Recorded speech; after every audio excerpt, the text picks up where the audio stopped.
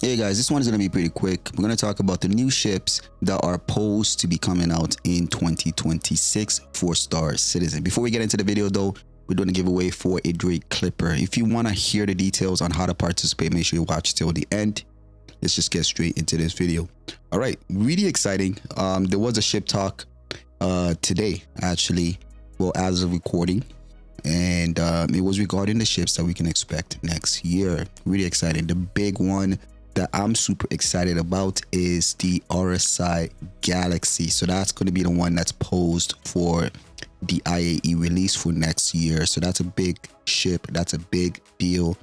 The Swiss Army knife of all Swiss Army knife is going to be the RSI Galaxy, being the size of it and what it's going to be capable of doing.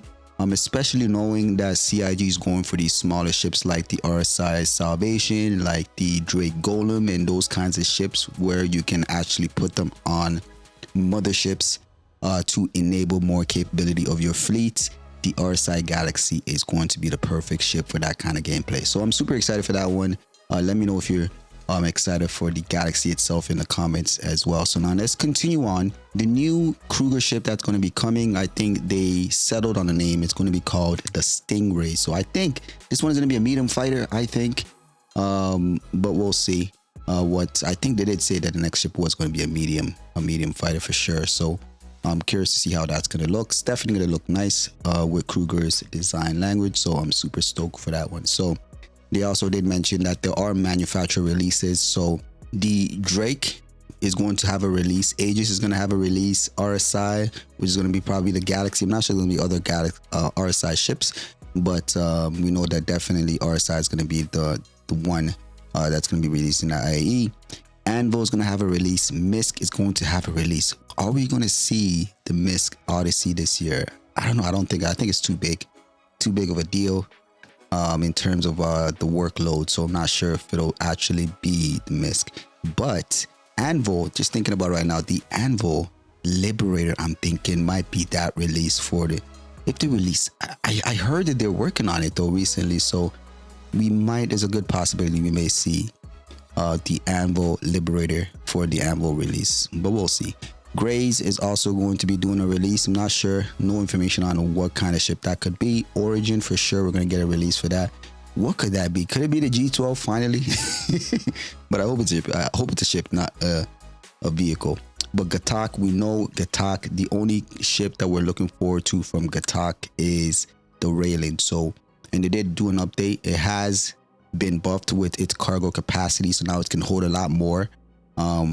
Which is really good. So the Gatak Railing, I think, is going to be a release next year as well, which is super exciting. Grey Cat's gonna have a release, so that's a ground vehicle most likely. Grey Cat only does ground vehicles actually, so yeah. The Carrack is getting a crafting station in the repair room, which is awesome. So now the major focus for next year is going to be crafting, and hopefully by the end of the year we should see some form of base building with it, but it seems like the major focus is going to be crafting. So crafting, we should be getting a tech preview of that at the end of this year, and going into next year, that's going to be, I guess, their main focus, plus all the other stuff that they're working on. But crafting is going to be huge, especially with them releasing engineering gameplay at the end of this year. Next year they can focus on crafting and base building, so looking forward to that. They also did mention the battle cruiser. There's going to be an Invictus reveal for the battle cruiser, which is super exciting. So it's going to be the only concept ships. So now they're going away from concept ships in general. They're only going to be doing straight to flyable ships now going forward. So the battle cruiser is going to be the only concept ship that they're going to reveal, and that's going to be at Invictus. So that's May, so that's not too far from here. So super stoked for that. They did speak on the Polaris. So it says here, the back right seat of the Polaris bridge will get the main torpedo control in 4.5, which is nice. The very next patch, which is supposed to actually go into PTU tomorrow, as of recording of this video. So that's going to be interesting to see. But they did mention that if you want to launch a full 8 volleys, you need to go downstairs to the original station to do that. But it's the back seat to the right in the Polaris, in the bridge area, allows you to launch maybe just a few, but not as many as you could from the main station. So that's good to know. The Pilot C will not get torpedo control as they are far larger than Perseus. So the logic behind this is the torpedoes for the Perseus is only size 5s and isn't as powerful as the size 10s on the Polaris. So that's their logic behind why the Perseus Pilot can control torpedoes and the Polaris Pilot are not able to control torpedoes. Just think about it in terms of balancing wise.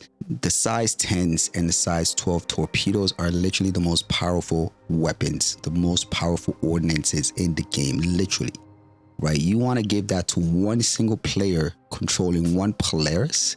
That's kind of insane, right?